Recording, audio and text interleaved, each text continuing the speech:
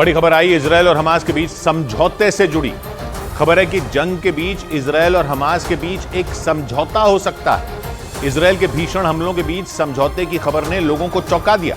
ऐसा लगा कि कहीं जंग खत्म करने पर ही तो सहमति नहीं बन गई, लेकिन फिर पता चला कि यह समझौता हमास के कब्जे में मौजूद बंधकों को लेकर हो सकता है। हमास के पास इजरायल के 200 से ज्यादा बंधक होने का दावा है और अब खबर है कि इनमें कुछ बंधकों की रिहाई पर इजरायल और हमास के बीच एक डील हो सकती है, यानी जल्द ही हमास कुछ बंधकों को रिहा कर सकता है। माना जा रहा है कि इजरायल के घातक हमलों की वजह से ही हमास बंधकों के मुद्दे पर एक कदम पीछे हटने को तैयार हुआ है, क्योंकि सीज फायर होने पर बंधकों को छोड़ने की उसकी शर्त को इजरायल बार बार ठुकरा रहा है। जबकि हमास लगातार इस कोशिश में है कि कुछ दिनों के लिए जंग को रोक दिया जाए, लेकिन इजरायल ने साफ कर दिया कि हमास का खात्मा होने तक वो सीज फायर के बारे में सोच भी नहीं सकता, क्योंकि इजरायल की शर्त यह है कि पहले बंधक छोड़े जाएं, फिर वो सीज फायर के बारे में सोचेगा।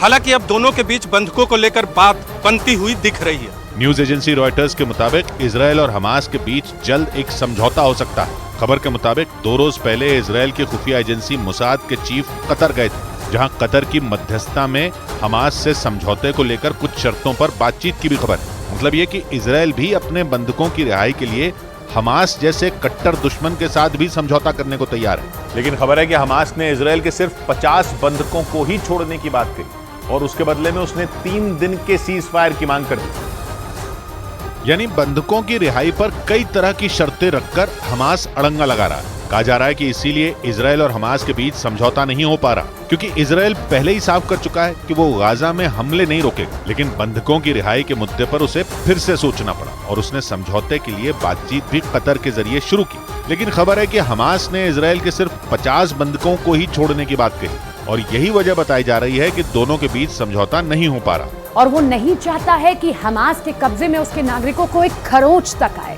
क्योंकि इजरायल के लिए उसके सभी बंधक मायने रखते हैं।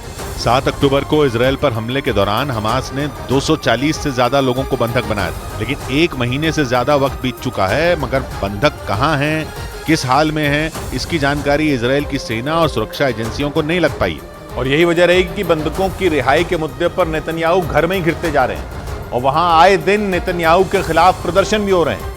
यरूशलेम में भी कुछ लोगों ने नेतन्याहू सरकार के विरोध में जोरदार प्रदर्शन किया और नेतन्याहू सरकार से जल्द बंधकों को छुड़ाने की अपील की। यरूशलेम में हजारों लोगों ने सड़कों पर उतरकर बंधकों की रिहाई के लिए आवाज उठाई। वहां पर चारों तरफ सिर्फ और सिर्फ प्रदर्शनकारियों का ही कब्जा दिखाई दिया। जिन लोगों के परिवार के लोगों को हमास ने बंधक बनाया था, उनका गुस्सा ऐसा भड़का कि उन्होंने नेतन्याहू के खिलाफ मोर्चा ही खोल दिया। मतलब बंधकों की रिहाई के मुद्दे पर इजरायल में बवाल बढ़ता ही जा रहा। वहां की संसद में भी लगातार बंधकों की रिहाई को लेकर आवाज उठ रही है। माना जा रहा है कि इसीलिए नेतन्याहू के रुख में भी बदलाव आया है और वो अपने कट्टर दुश्मन हमास के साथ भी समझौता करने को तैयार हो गए हैं, ताकि किसी भी सूरत में हमास के कब्जे से बंधकों की सुरक्षित रिहाई कराई जा सके।